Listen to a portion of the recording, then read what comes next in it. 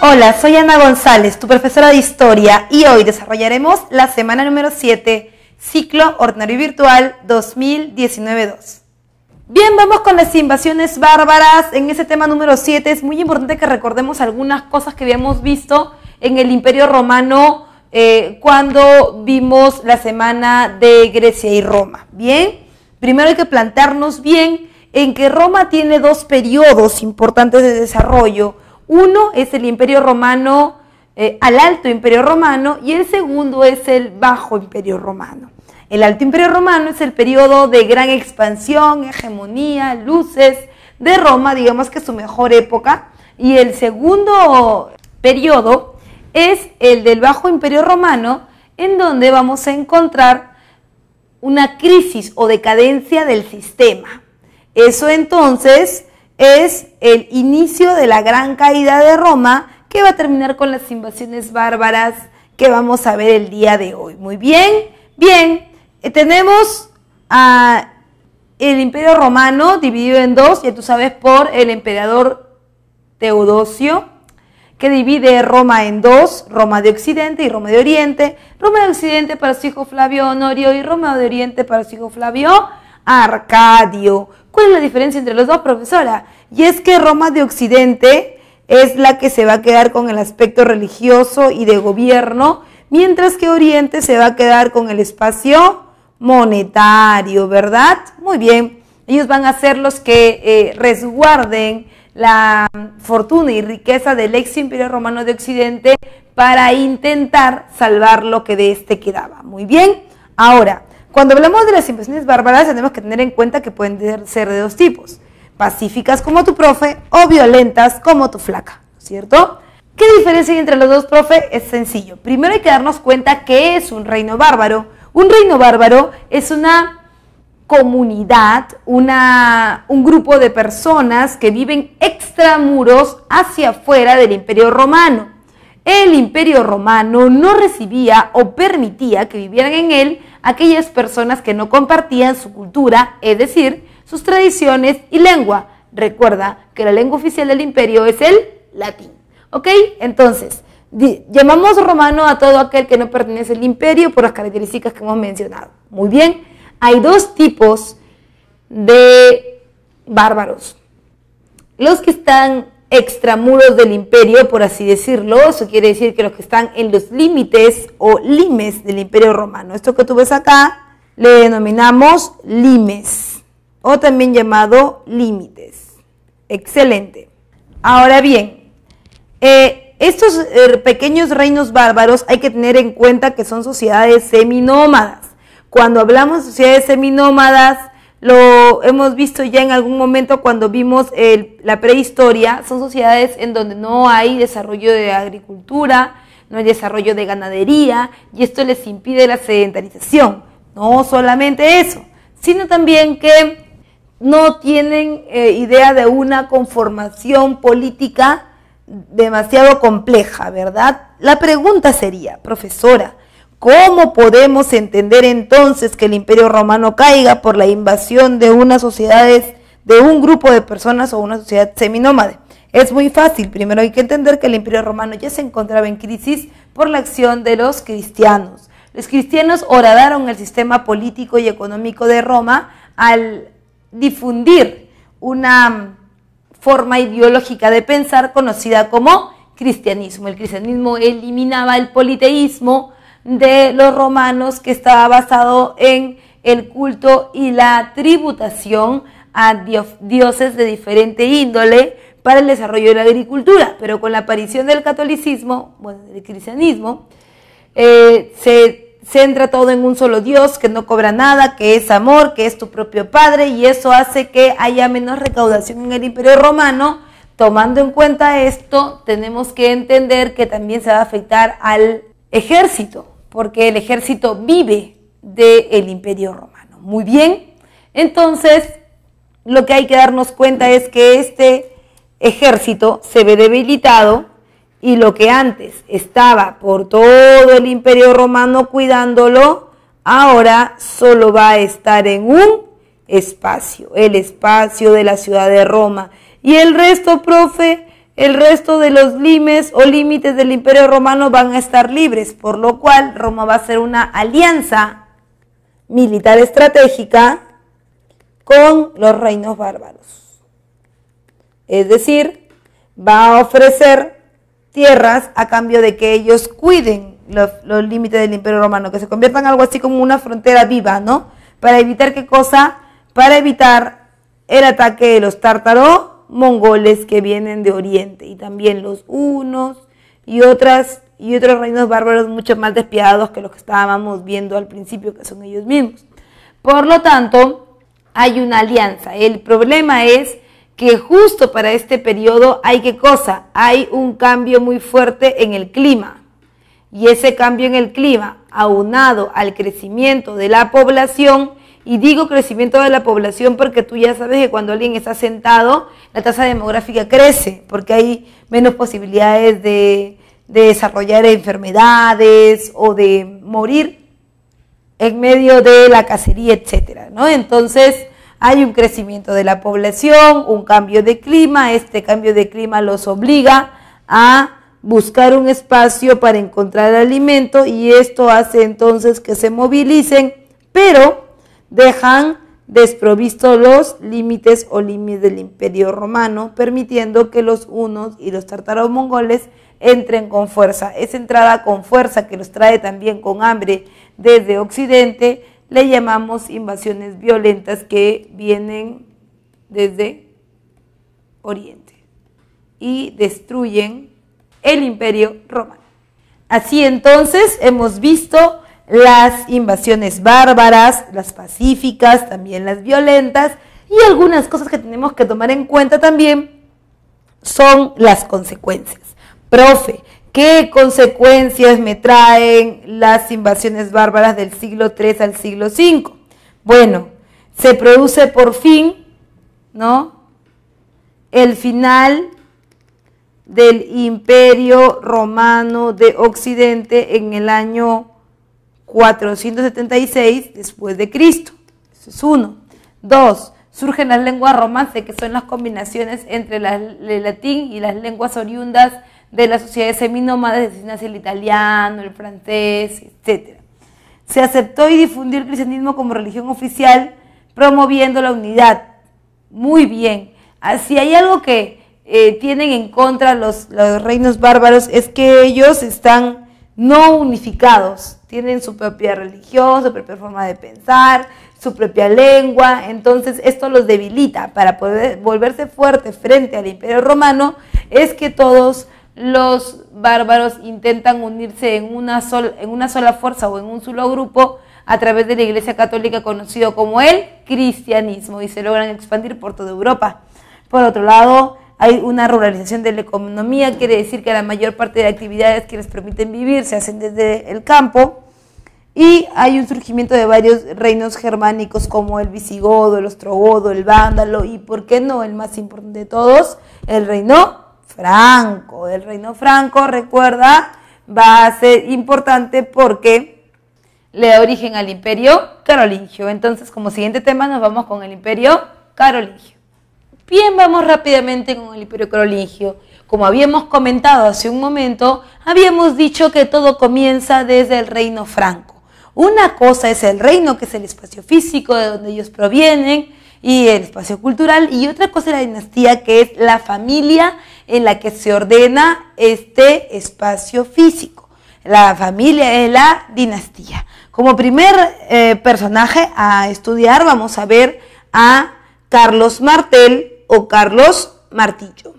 Carlos Martel o Carlos Martillo, recuerda, importantísimo, porque va a ser el que siente las bases del posterior Imperio Carolingio y pertenece a la dinastía merovingia. Esta dinastía merovingia que va a acabar con Childerico III, último rey holgazán, después de una forma cruenta de batallas, ¿verdad? Finalmente, Carlos Martel tiene un hijo que es Pipino el Breve, y Pipino el Breve hace una alianza política y militar con la Iglesia católica. ¿Por qué, señores? Porque la Iglesia Católica tiene algo que sociedades tan pequeñas como ellas para ese entonces no tienen, y es difusión, ¿no? Es importantísimo tener una aliada que te ayude a expandirte rápidamente y sin tener que hacer tantas guerras, porque eso significaría una inversión muy importante que en ese momento todavía con la cual no cuentan, ¿no? Pipín el Breve tiene 2 hijos, Carlomán y Carlomagno. Nos vamos a ocupar solo del segundo. Carlomagno decide ya no solamente tener un apoyo de la Iglesia Católica, sino adjudicarse a la Iglesia Católica, por lo cual se corona el 25 de diciembre del año 800. Quiere decir que allí comienza el Imperio Carolingio. Él implantó diferentes reformas para poder mantener este Imperio Carolingio. Una de ellas es la reforma de la educación, que vamos a ver en un momento, y la otra es la reforma administrativa, que es la que tiene que ver con el mantenimiento de todo el reino. Carlomagno tuvo un hijo, Ludovico Pío, quien tuvo 3 hijos, Carlos, Lotario y Luis. En el caso de Carlomagno mantiene un tipo de gobierno unilateral en donde su poder y su persona concentran toda la fuerza, toda la energía del gobierno. En cambio, Ludovico tiene una pequeña dificultad, y es que sus hijos están disputándose el poder dentro del Imperio Carolingio, y es por eso que él se ve obligado a firmar un documento con el que se le pone fin al Imperio Carolingio, que tú conoces como el Tratado de Verdún del año 843. El Tratado de Verdún divide en 3 el Imperio Carolingio, destruye el sistema político y trae abajo todo lo logrado por Carlomagno.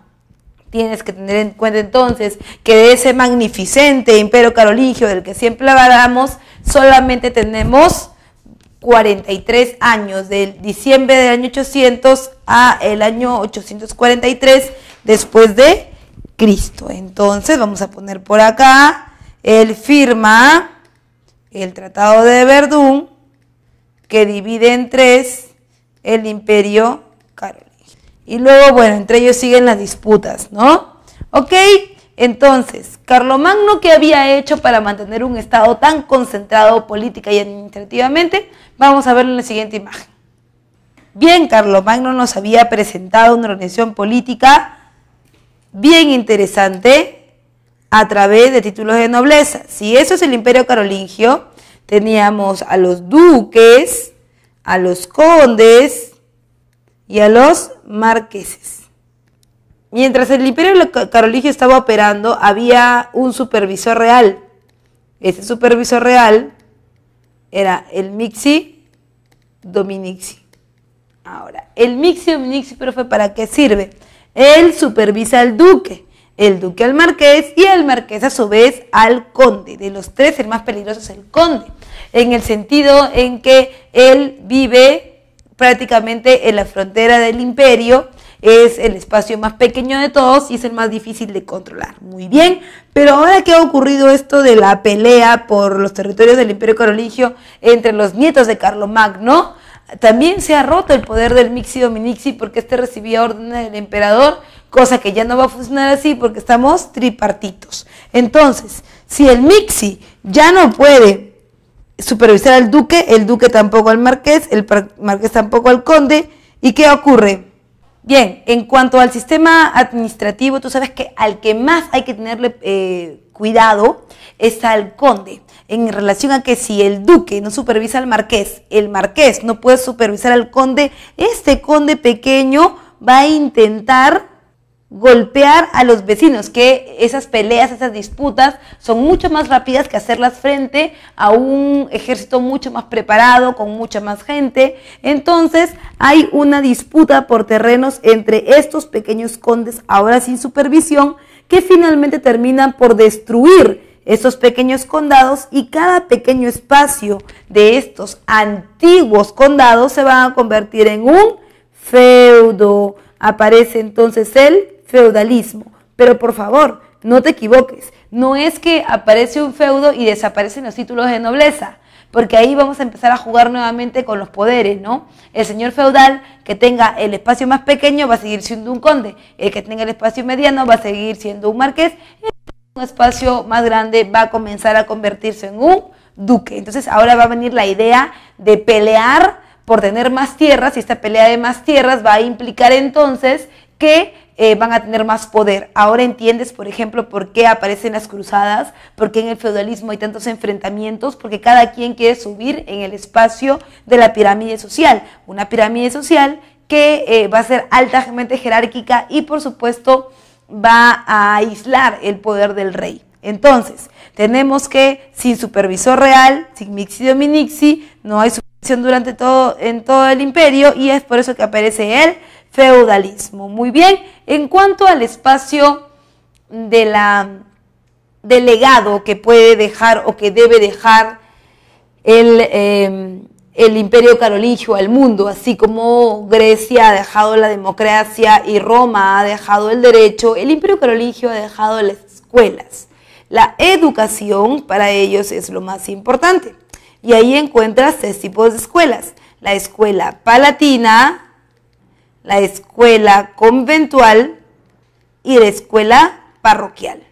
En el caso de la escuela palatina, es la escuela en donde solamente se prepara la gente de la élite y básicamente en arte de guerra. Profesora, pero no se instruyen en lectoescritura o no aprenden matemática, física. No, bueno, en realidad tienes que tener en cuenta que debemos contextualizarnos, y en el contexto lo más importante no es tener conocimientos, porque eso no me va a llevar al poder. ¿Qué me lleva al poder en este periodo? Tener tierras, y para tener tierras debo saber pelear. Por eso es que en la escuela palatina lo más importante es el arte de la guerra.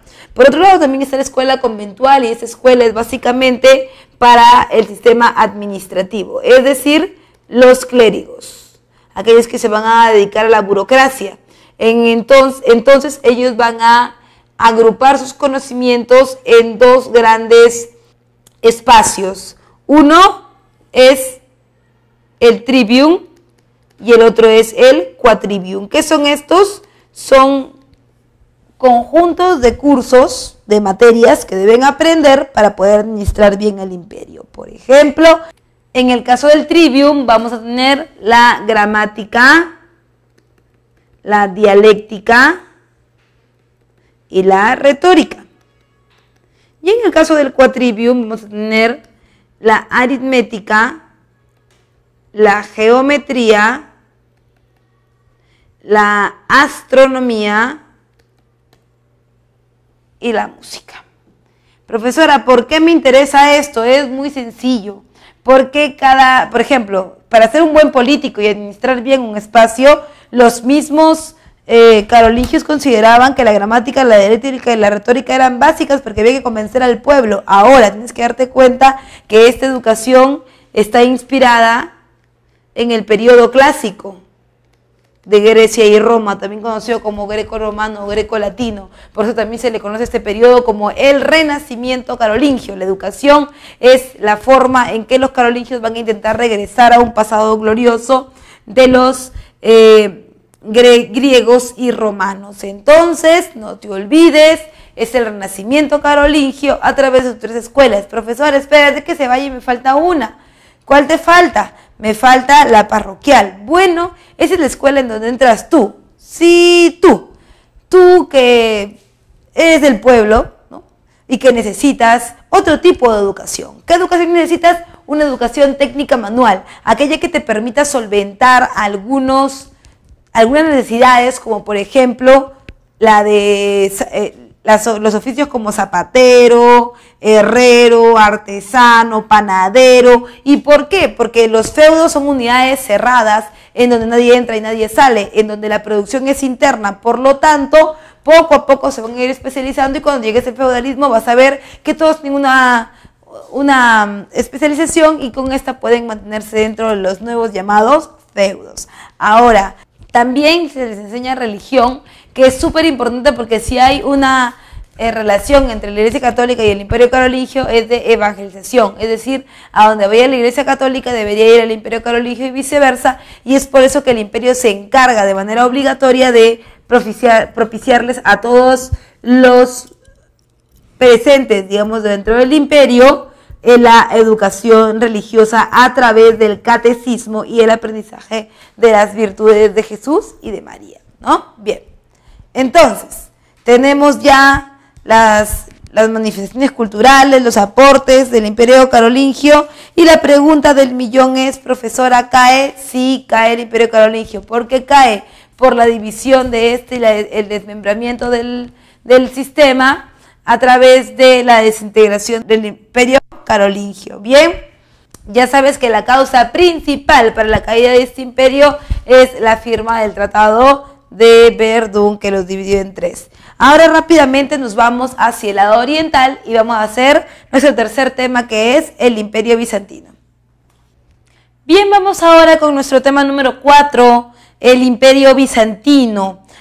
Vamos a hacer un pequeño ejercicio, y es que recuerdas un poco lo que te estaba comentando yo al inicio de la clase, y era esta división del Imperio Romano de Occidente, bueno, del Imperio Romano como tal, en Occidente y Oriente, ¿verdad? Hemos visto un poco de Occidente y hemos visto que decae en el Imperio Carolingio, después en el feudalismo, pero del lado de Oriente tenemos a algo intacto, que es el Imperio Bizantino, lo que tú también llamabas Bizancio o Constantinopla, o Imperio Romano de Oriente, que era la parte que le había tocado a Flavio Arcadio. Entonces, sobre eso vamos a trabajar, sobre el Imperio Romano de Oriente.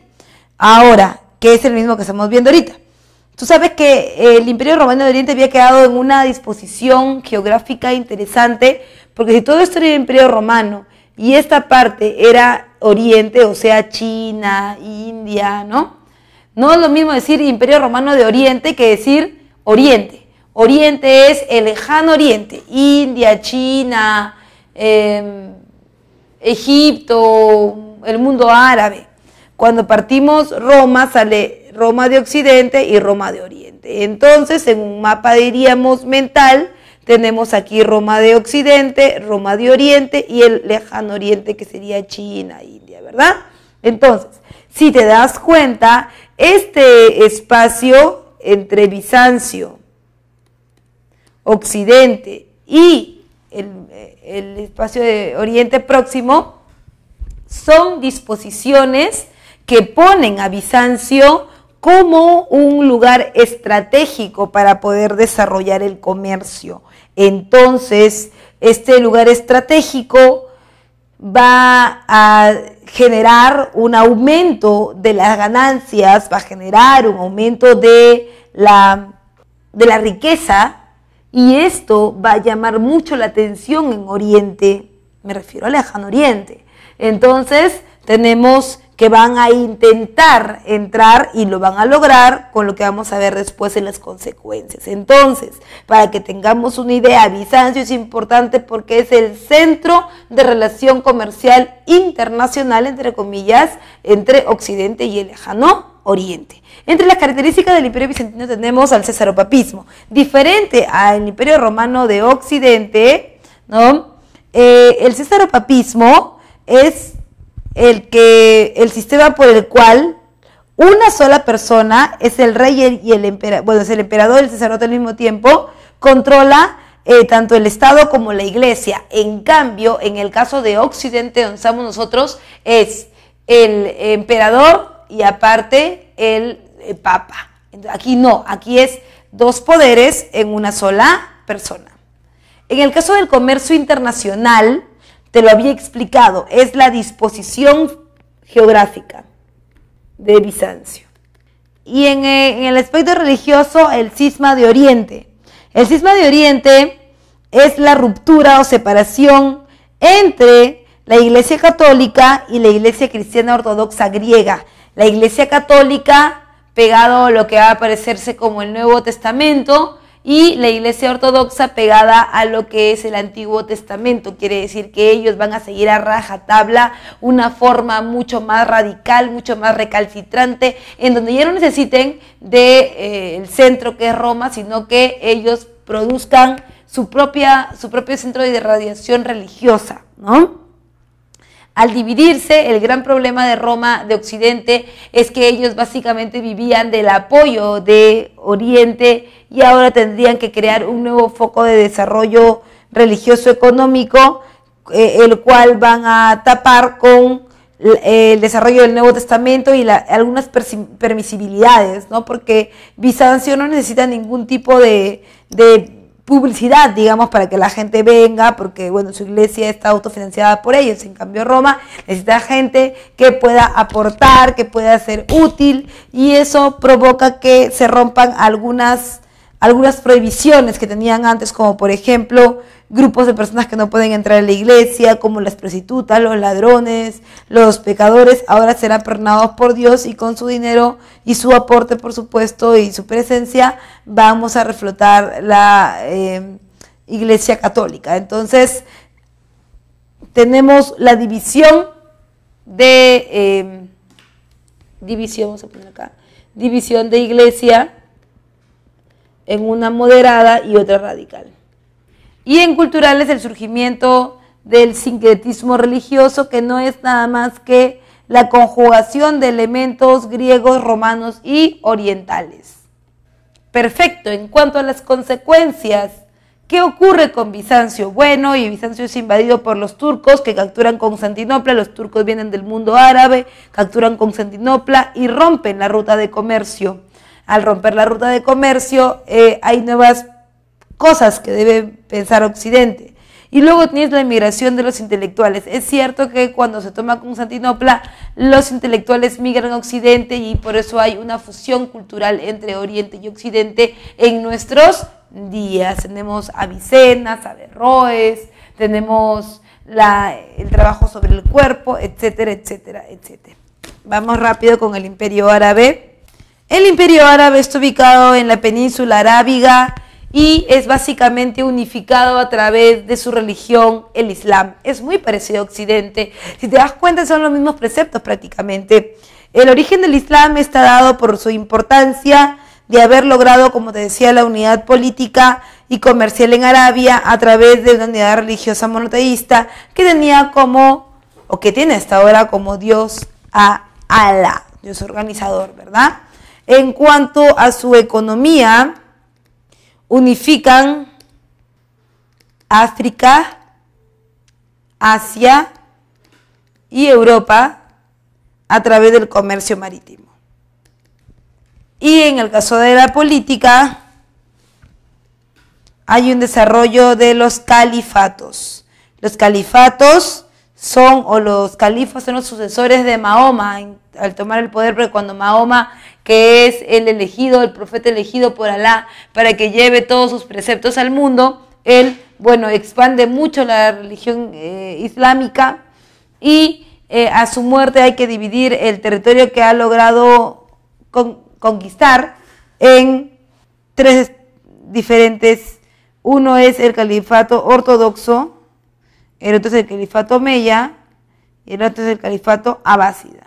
En el caso del califato ortodoxo, lleva al inicio de la expansión árabe. El omeya lleva a la máxima expansión territorial. Y finalmente la abásida es el momento final de la fragmentación. Muy bien, en cuanto a los aportes culturales, hay que recordar la aparición de los conocimientos de Oriente, como la alquimia, o llamado química, que busca el elixir de la juventud eterna y convertir el plomo en oro.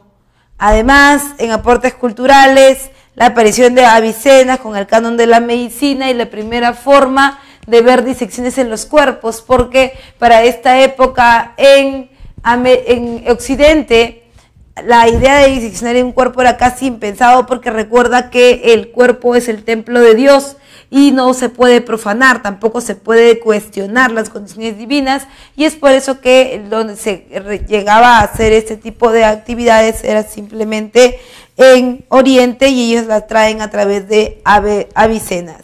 En filosofía, Averroes con los comentarios de Aristóteles y los 5 pilares del Corán: la confesión, la oración, la limosna y el ayuno, además de la peregrinación, que es para los creyentes en Alá, ¿verdad? El Corán, su libro sagrado, por supuesto, y el desarrollo muy parecido al de la religión católica. Bien, ahora nos vamos con nuestro sexto tema, que es el del feudalismo. Perfecto, vamos con el feudalismo. Primero que hay que poner en claro cuáles son las causas de la aparición del feudalismo, y la primera y más importante es la desintegración del Imperio Carolingio. La siguiente es la decadencia del poder monárquico, obviamente porque gana poder el señor feudal, y el fortalecimiento de la nobleza, o sea que acá el que gobierna es el conde, el duque, el marqués, ¿no? Fortalecimiento de la nobleza. Y profesora, ¿por qué dice nobleza? Porque la pirámide social del feudalismo tiene 3 espacios. La base son los laboradores, o sea, la mano de obra, el campesino, el del pueblo, o sea, tú, ¿ya? Luego tienes los oradores, aquellos que se dedican a la oración. Estos son los curas, la iglesia, que pueden estar divididos en 2 también: el clero regular y el clero secular. El clero secular, el que se va a encontrar en claustro normalmente, y además el de más alto rango, y el clero regular, el que puedes encontrar en las parroquias, y además no tienen el gran peso político que tienen los anteriores. Muy bien. También recuerda, en cuanto a las características, tiene una economía de tipo de autoabastecimiento, en donde va a jugar un papel muy importante el pueblo, porque ellos son los que van dentro de las villas, en los feudos, van a producir. Hay herreros, panaderos, floristas, artesanos, ¿verdad? Por otro lado, también hay un predominio de las actividades agropecuarias, como es costumbre. Un feudo, que es una zona rural, es lo que más utilizan, ¿no? Vamos a poner aquí actividades agropecuarias.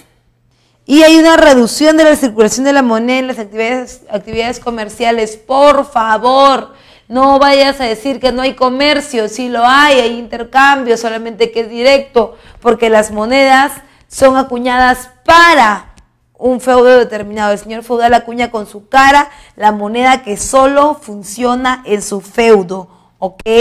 Entonces, lo que quiere decir es que hay una reducción del comercio de tipo internacional, en donde no vas a encontrar lo que encontrabas antes en Bizancio, que habían intercambios, no, sino que todo va a ser dentro del feudo. No hay comercio internacional, pero sí hay comercio interno, por eso hay que hacer notar que hay reducción de la circulación de la moneda, ¿verdad?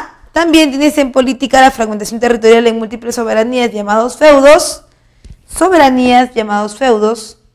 y en sociales la ruralización de la sociedad, como te lo he dicho, y la división social.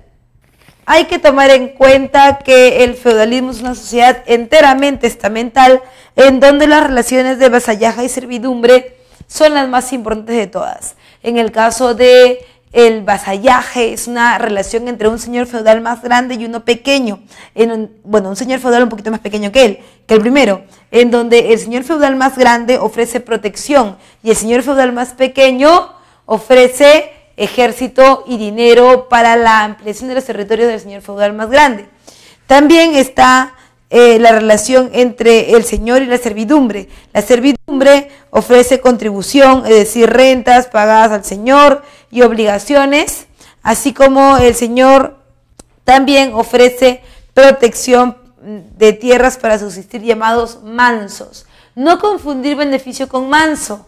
Un beneficio se le entrega solo a otro señor feudal más pequeño, o sea, el vasallo. En el vasallaje sí hay beneficio, en cambio en la servidumbre solamente hay mansos, ¿ok? Muy bien, vamos a ver ahora qué está ocurriendo, por qué las cruzadas ¿Qué está ocurriendo? ¿Por qué el feudalismo entra en crisis, desaparece y comenzamos con un nuevo periodo llamado las Cruzadas? Vamos con la sesión número 8 de esa separata. Bien, vamos rápidamente con las Cruzadas. Recuerda que son guerras por búsqueda básicamente de tierras.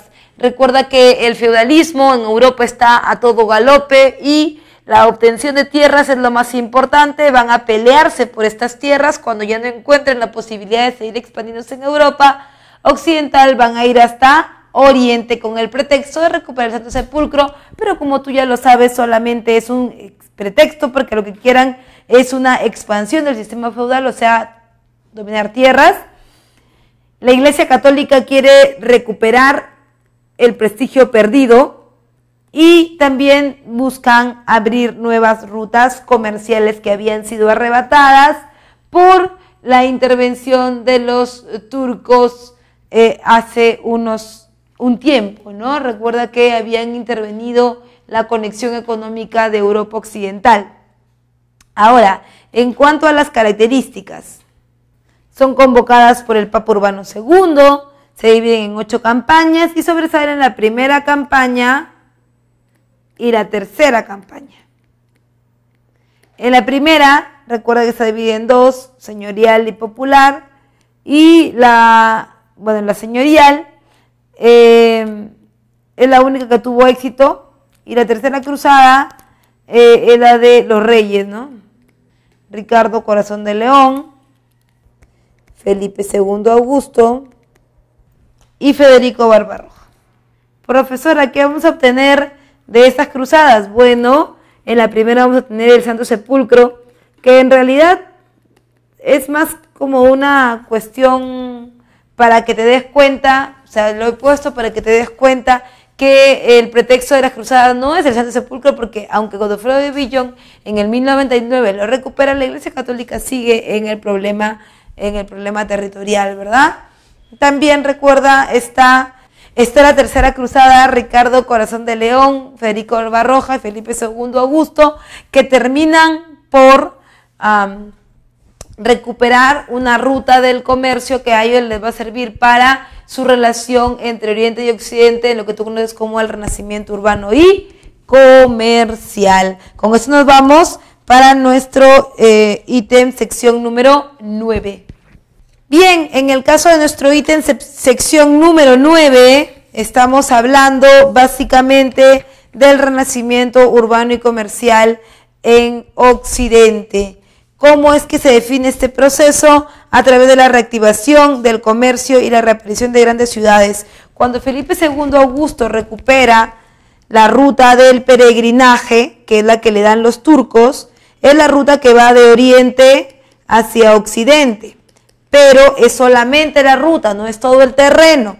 Entonces, ¿qué hace Felipe II Augusto? Se le entrega a la Iglesia Católica y la Iglesia Católica la convierte en una ruta de las reliquias, poniendo iglesias durante todo el trayecto y creando 2 órdenes religiosas, los caballeros templarios y los caballeros hospitalarios, quienes se van a encargar del manejo de estas formas de hospedajes con la Iglesia Católica, porque hacen ellos sus iglesias para que la gente haga peregrinación de Oriente hacia Occidente. Obviamente que ellos implementan el servicio de hospedería, de alimentación con estas 2 nuevas órdenes religiosas, y la idea es que una vez al año, o por lo menos una vez en tu vida, vayas a un lugar sagrado, que es en este caso si eres católico, vayas al Santo Sepulcro, y la Iglesia Católica comienza a sacar dinero con eso. Ahora, no conforme con eso, la Iglesia Católica va a intentar ir más allá, y es en el momento en donde aparecen las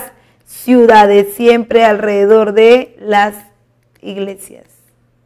Así la expansión de los comerciantes fuera de las iglesias católicas fue siendo cada vez más grande hasta que ya no hubo diferencia entre ellos y podemos estar hablando de la reactivación comercial de Oriente a Occidente, porque esta ruta de las reliquias, esta ruta de las antigüedades ha hecho que se conecten ambos nuevamente después de las guerras llamadas o denominadas cruzadas. Ahora, no solamente vamos a traer productos de Oriente, también traemos enfermedades como por ejemplo la peste, que que abunda en los puertos de Europa y sobre todo los de Asia. En Asia la gente se moría con bubones que apestaban, que estaban negros, sobre todo con inflamaciones de los ganglios, ¿no?